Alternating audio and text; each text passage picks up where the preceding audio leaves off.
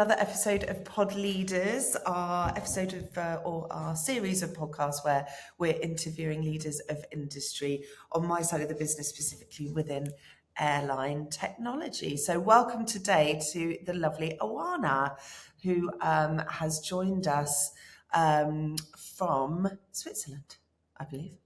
Yes, Yes. indeed. And thank you so much for taking the time to speak to us today. I'm really excited to just run through with our listeners a little bit more detail about your journey and run through in partnerships a little bit more detail. So, welcome. How are you? Thank you, Rachel. Thank you for having me. I'm very well. Pleasure. Good. So I think it's probably best we start at the beginning as a self-introduction, really. So shall we run through you and your career to date? That would be great. Yes, we can. My professional journey started a long time ago, if I count correctly, nearly 20 years ago, actually.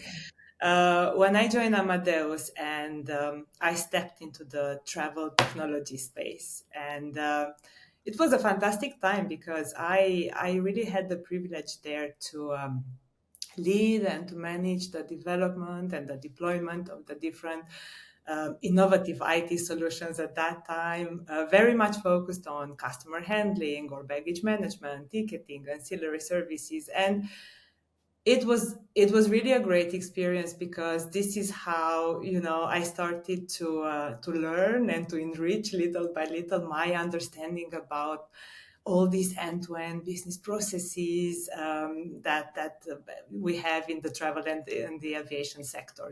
From the shopping to booking, delivery, all the operational part, and also dipping my hands into a little bit into the financial and the back office operations.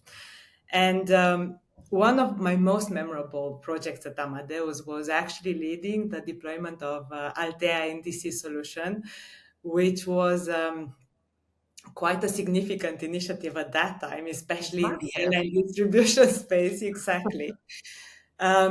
And also around that time, I also became involved into the One Order industry program, which was really at the very, very beginning.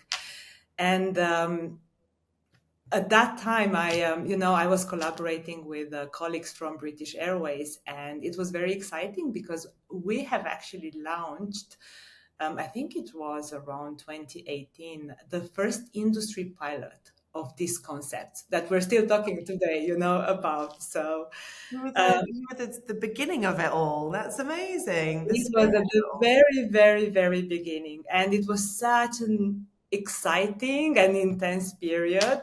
Yeah.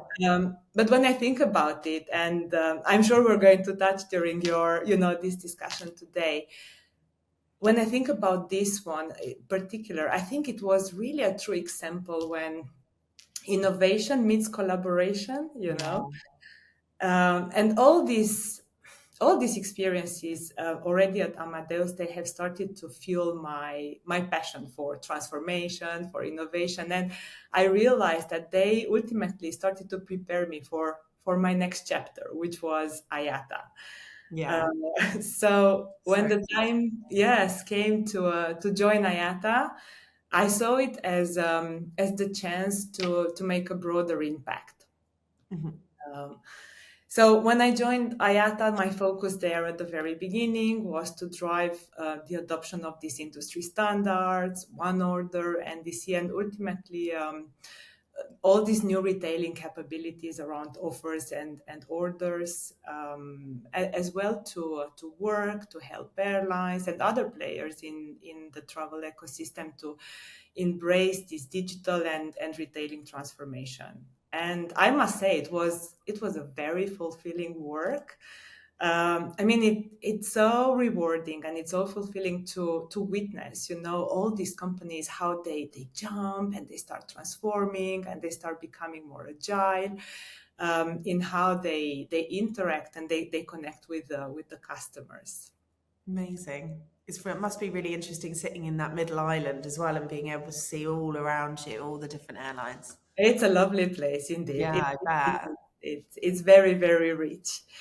And in my last years at IATA, I led this Future of Interline Partnerships program, which aimed to set new standards and strategies around airline partnerships and connectivity. So it was as well amazing because I had the opportunity to work with so many innovative providers in this Mm. space, exploring fresh ideas about how airlines they could connect either with other airlines with other airlines with different business models, but also to expand this connectivity, right? To expand it to different modes of transport in new ways, much more flexible.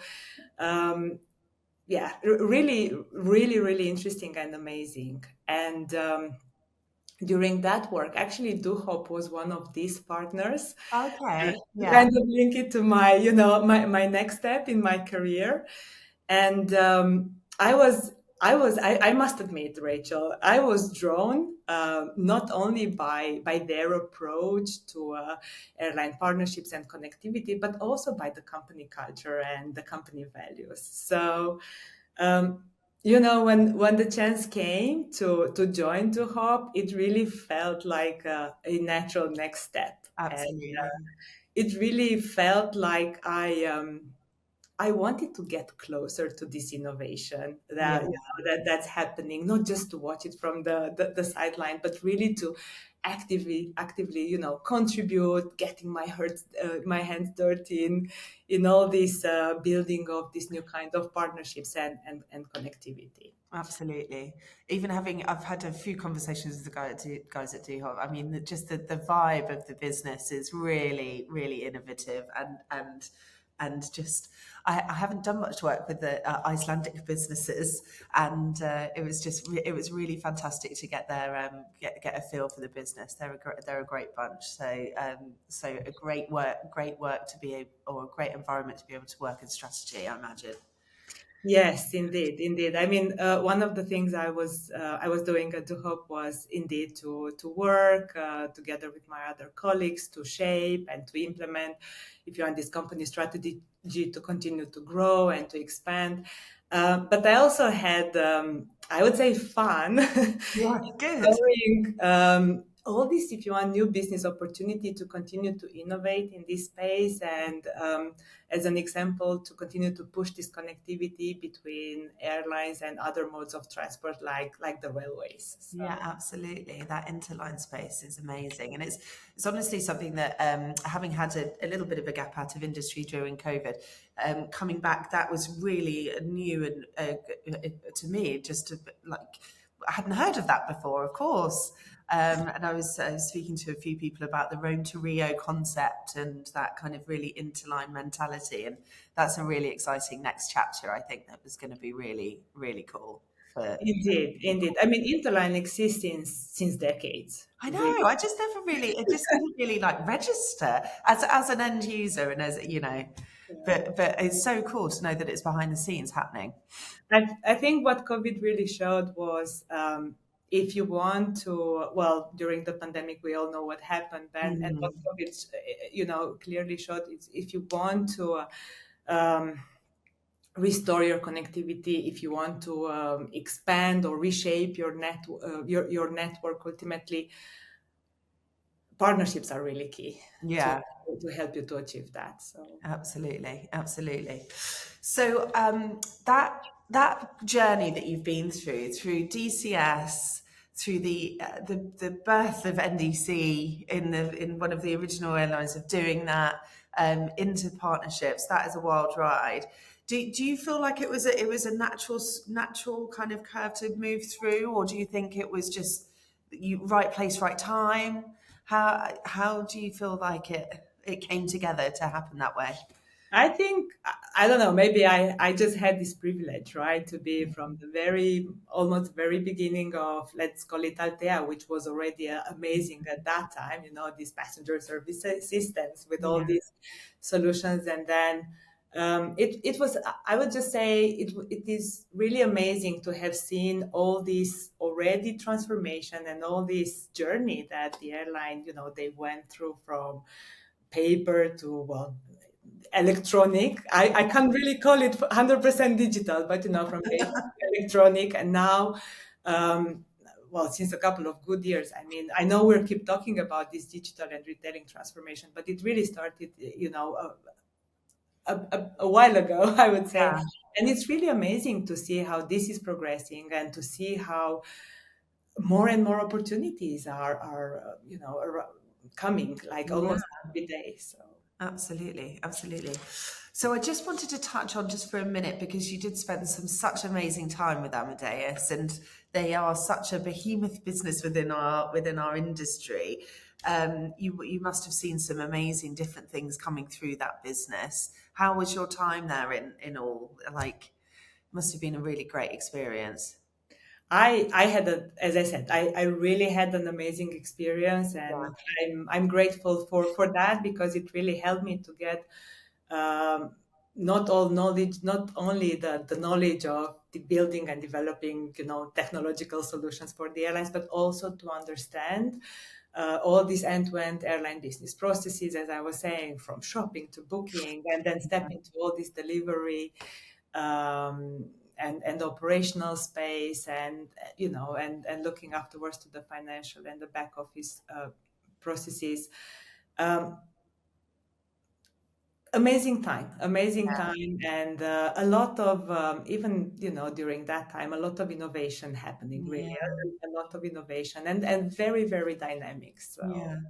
So, Oana, you as a person, so you started within business analysis, right? And then moved into like, was it like program delivery? Where did you sit within I started actually in product management, in product management? Sorry.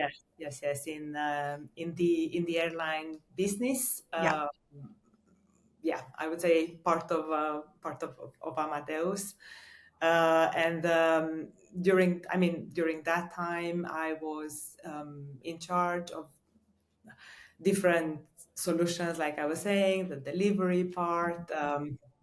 When I remember something, to mention at the very beginning of the electronic miscellaneous documents, I was also, in charge of developing this one, and then implementing it. And then little by little, I was wearing different hats, like from product management, product marketing, business development, and yeah, the last big project was around, putting the baseline of Altea NDC. Okay. That's amazing. Okay, cool. So I love that journey from really like understanding that technology, like the real baseline of the technology, and then moving really into that broad delivery function and encompassing the commercial part as well, and then moving into strategy. Obviously, if you've got a knowledge base of all of it, then absolutely you've got to look what's next. That's the exciting bit, which brings us into partnerships. So I really want to focus a lot of our conversation today around partnerships. It's a personal passion of yours, obviously, and you've worked in it for a number of years. Could you give us a little bit of a summary around partnerships? What you think the industry really is asking of partnerships, and maybe some views on some wins and challenges that have occurred really in that space. It is a broad topic indeed, and Yes, it's we can talk about it that for a long that time. was five questions in one. Sorry, we'll do it slowly. When I think about partnerships, actually, what comes to my mind is this: if you want to go fast, go alone; if you want to go far, go together. And I'm sure, I mean, I've heard this proverb so many times. I'm sure you've heard it again many times. I also used it very often. And what I really like about it is that it so beautifully captures, if you want, this power of collective effort and the immense value that we can unlock Yeah, when we join forces with the right partners. yeah. And you can apply that in so many different aspects of our life, right?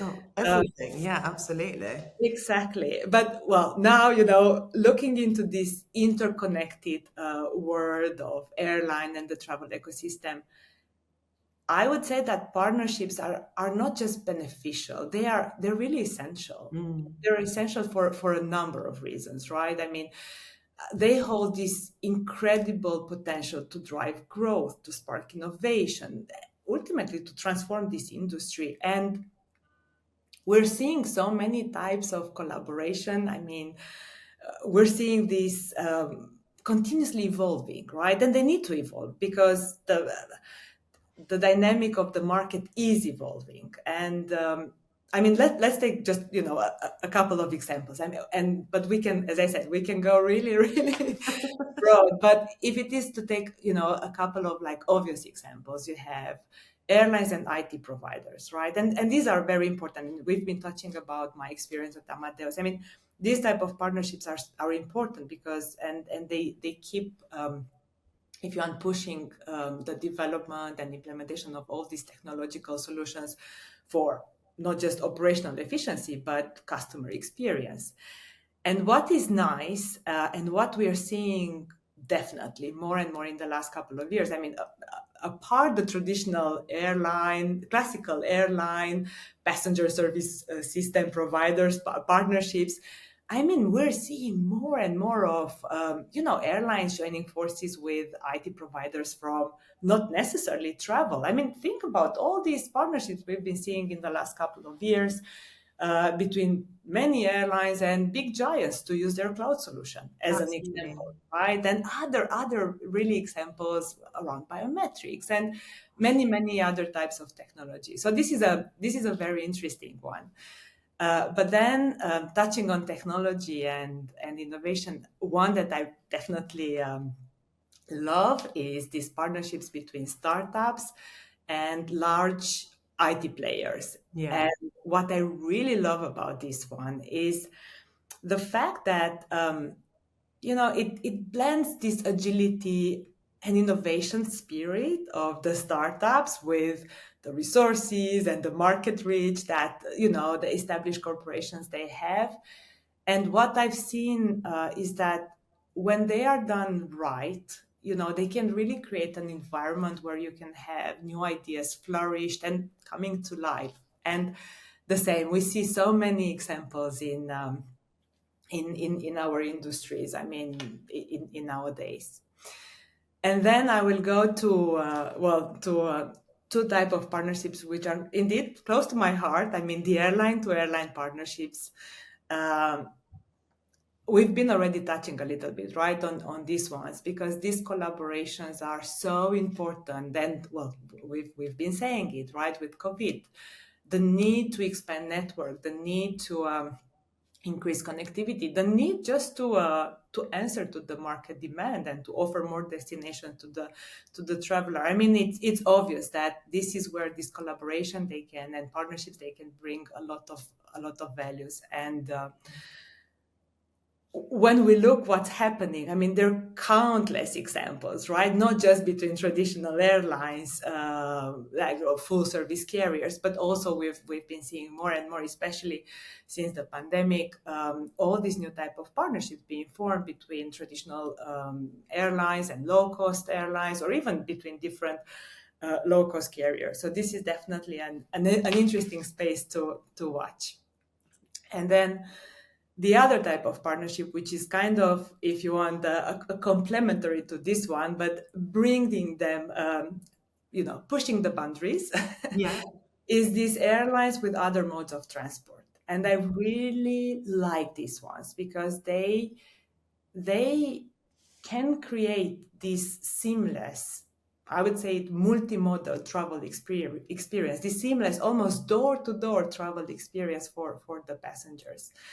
And the same, before pandemic, there were a number, maybe a limited number of airlines having usually one partnership with a train or a rail, mainly in their domestic market. But what we've been definitely seeing in the last 4 years or so is that there are more and more these type of partnerships being created, and there is a bigger appetite as well for the airlines to look and to start establishing these type of partnerships. And there are various of reasons why. I mean, I think the most obvious one that everyone is, especially here in Europe, very often, mentioning is around the sustainability and the environmental agenda. So, yeah, it's quite obvious. Really So important.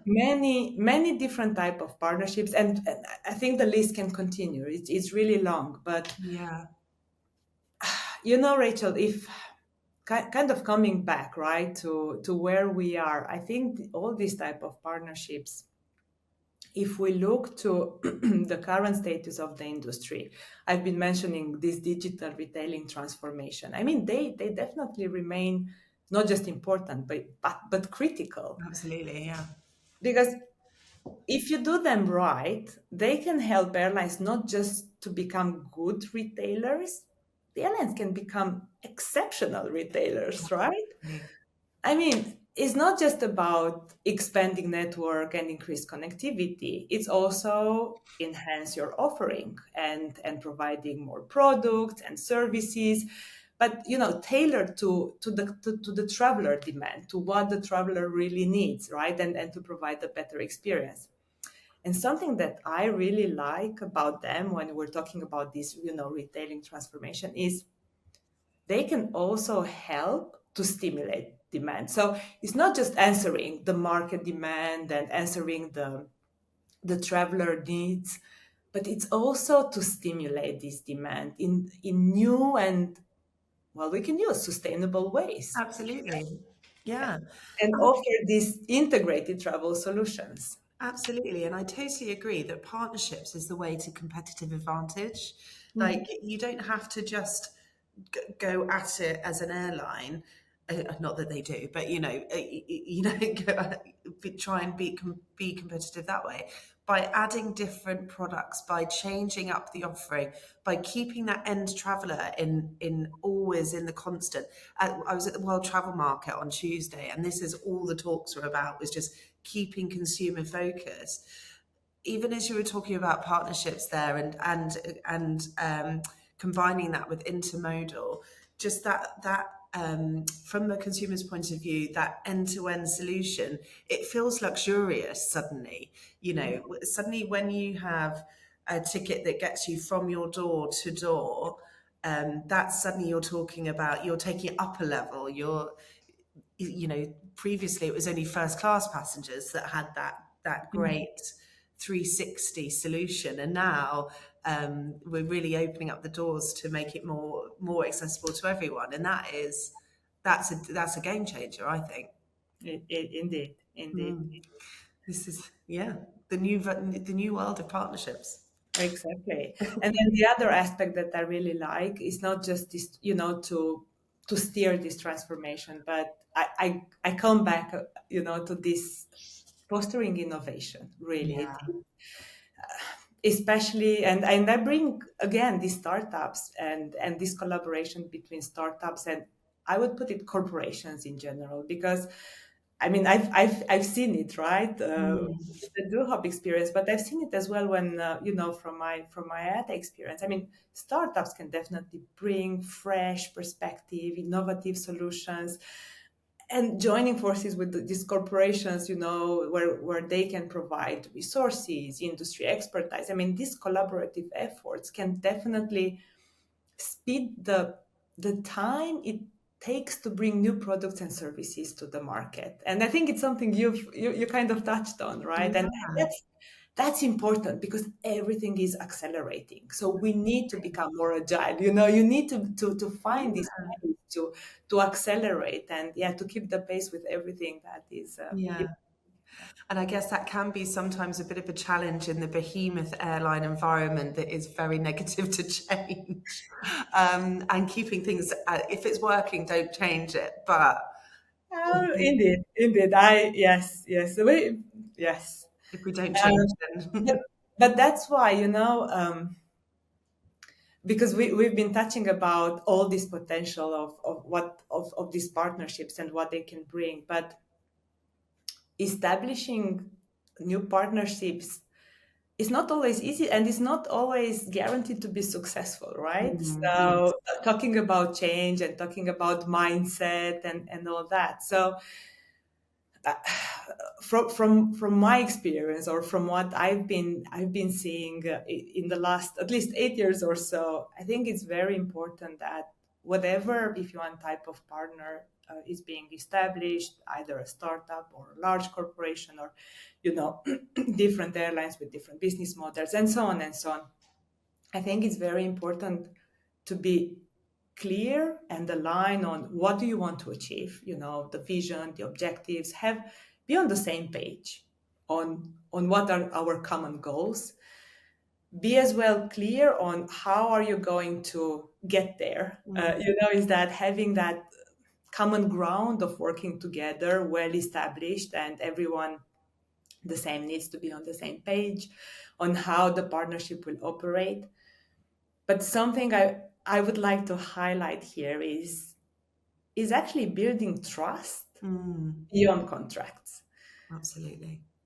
Because, well, yeah, I believe you would agree with me. Trust is fundamental, really. And it goes beyond legal agreements. Oh, yeah. But it also, requires like constant communication, reliability, a bit of, transparency. It's interesting. Sometimes I think about partnerships like almost like a marriage. I don't know if it would be right, 100%. parallel, but when you think about, they require commitment, they require mutual understanding and effort from everyone, involved. So if you kind of follow all this, I mean, in the end, it is about going far together. And remember that proverb. So if you want to do so, and if you want to go far together, it's important to leverage on these trends from the different partners, right? Because if you do it, it's not just unlocking all these opportunities, but you can definitely build a more connected and innovative, and well, I've been using already, I think, a couple of times the word sustainable, but also a Yeah. sustainable, travel industry for everyone. So Absolutely. Absolutely. It's so important. Just doing what you say you're going to do, I guess, and committing to the outcome and constantly going back to that. Why did we do this in the first place? What, let's stick to those ideals, and the rest will hopefully come together really well. Amazing. Okay, so obviously we talked about the wonderful thing that partnerships can bring. I want to just focus. I don't want to always be negative, but this is a challenging world that we're working in. It's also the most innovative world that I've seen within the airline industry. There's new players coming to the market, which I just never thought possible with the barriers to entry within this supplier spectrum. But what do you think are the challenges that we're going to see over the next few years, and how do you think we're going to so tackle that? okay, so let me start with the bright side of Yes, yeah, let's go positive first. Yeah, exactly, because I mean I'm also very excited, right? When I look around, indeed, on the amount of innovation that is happening. I yeah, mean, this is wonderful. I mean, this yeah. is It's amazing, isn't it? amazing, exactly. And it's not just about making you were saying it's not just about making the passenger experience better, right? Even though don't get me wrong, it's very important and it's a big part of it, but it's also, we're seeing how all this innovation it's starting to transform the entire value chain, Yeah, including all the suppliers. And there are so many technologies out there.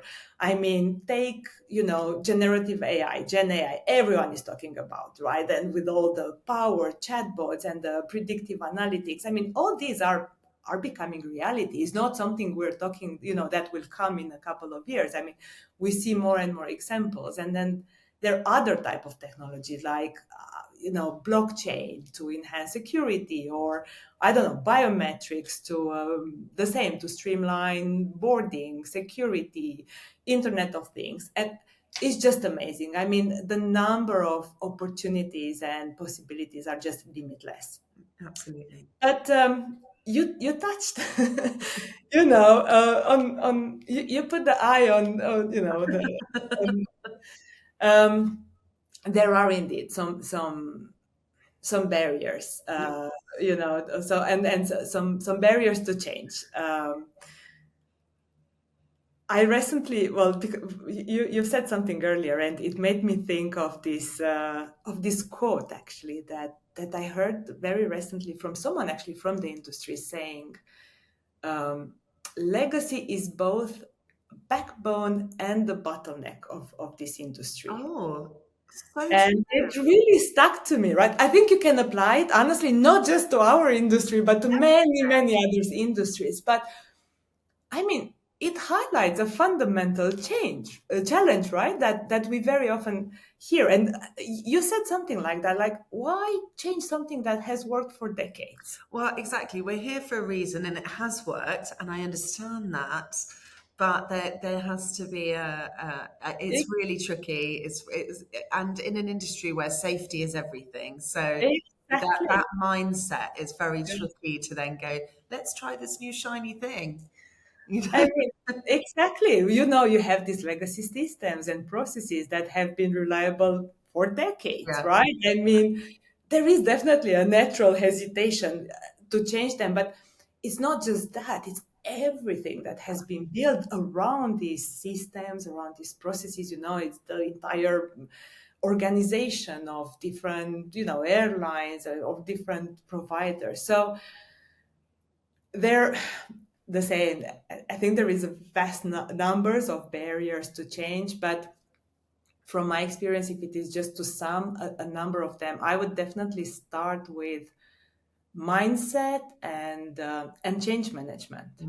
absolutely. That's a role just on its own, isn't it? Just that change program piece is so Exactly. important. I mean, getting everyone on board Yeah, with new ideas yeah, is tough. It's very challenging. I mean, change is uncomfortable.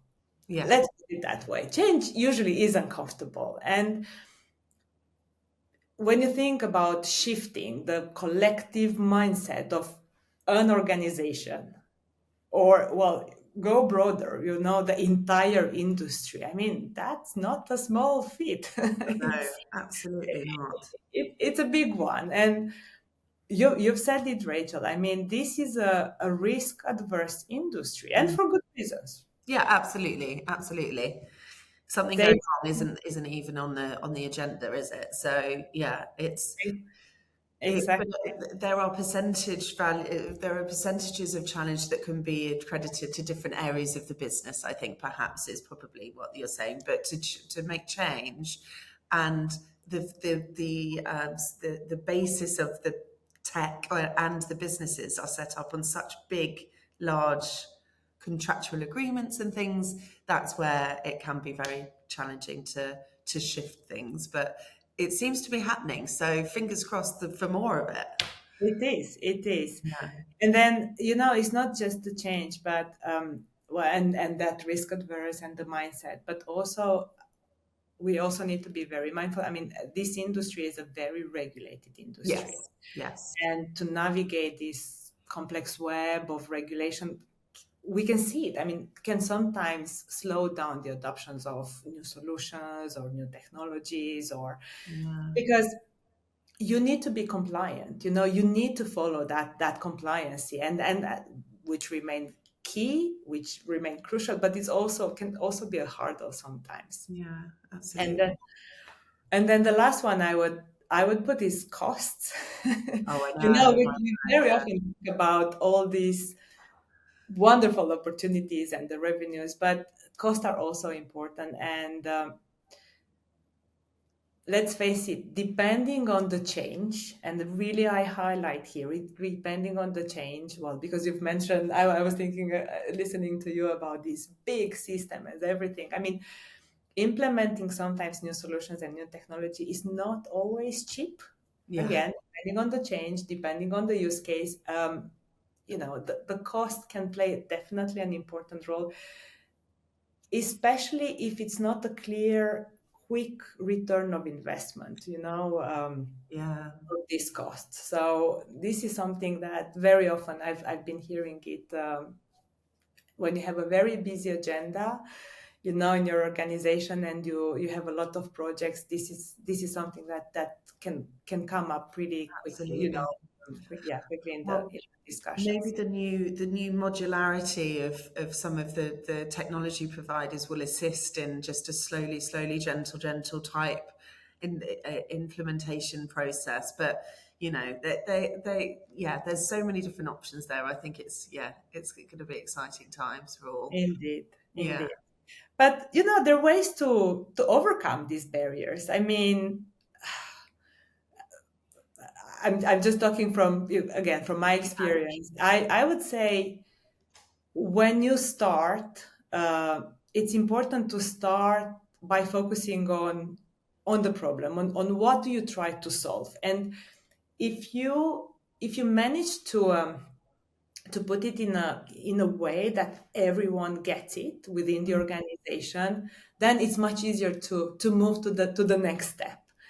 And kind of talking about modularity and different approach, I think when implementing change, it's so important to demonstrate this early tangible value. you Okay. know Delivering these, I call them quick wins, Yeah. but showing measurable benefits. It really helps to build momentum, to build confidence in the new approach. Let me be a bit more concrete. Think about all these pilots or MVPs, that Mm. we keep hearing, right? Being implemented here and there, and it's important to look. I mean, use that to address some specific pain points, to show concrete results that everyone can afterwards, appreciate. It's much more tangible. It's much more easier afterwards to validate effort, but also to address some of the fears that Mm. people within, the organization or around the project might have. So yeah, quick quiz. I think Love it's it. very, very important. And then we touched already a couple of times on this risk adverse. I think Yeah. it's important to assess the risk, Yeah. really, to assess the risk that are associated with the change that is going to come. And then once you go through all that, is well, it's actually coming to one of the steps that I really like, is deciding on the approach, on how do you want to take it further. How do you want to innovate? Do you want to take incremental steps, or do you want to aim for a disruptive innovation? Well, personally, I must say I'm a fan of incremental I was innovation. going to say, which side of the fence are you? You know, I think those, I would be. those baby steps that Baby. allows to test, to learn, to adjust along the way. I think it feels much more easier, right, and Yeah. less overwhelming. But I highlight here. I also recognize that sometimes um, it's important to take a big, bold step to stay competitive. It's Yeah. very important to stay Yeah. competitive, especially when the market, the technology is quickly changing. Yeah. Staying competitive is important. So you might need to take different approaches. And this Uh, is why it's so important to get the best advice possible. And otherwise, it feels like a bit of a roll of the dice. Like these organizations like T2RL and those kind of guys are just really assisting the guys to make the right decision with the right information. ex- exactly. Yeah, goodness. There is one point I wanted to highlight here, and blame my professional background, and we've touched about sitting at data and seeing all this, but I think in all this change, in all this innovation, to scale innovation, standards are important. Hmm. So this is where I think, you know, it's great to innovate. It's important to change, but to achieve this scalability, to achieve this interoperability, I think the standards can play definitely an important role there. Absolutely, absolutely. And standards are so important in all parts of life. And I have to make sure I mention my friend's travel in motion as well as tutorial. I have to keep keep, keep all keep all of the guys happy. Oh, Oana, thank you so much. Honestly, we didn't even get to touch on female leadership, so I'm going to have to ask you back again to come and steal another half an hour of your time because it's just such an important subject. But everything that we covered today is priceless. So there are some top tips in there for some senior leadership guys as well to take on board about strategy for the future. You're an absolute superstar. I'm really excited to see where you go next for your next adventure. I think we'll all be waiting with bated breath to see who's gonna snap you up. So we will follow that closely. But thank you so much for your time Thank today. you. Really appreciate it. Thank you very much for having me, Rachel. Cool. Okay. Speak to you again. Thank you. Bye.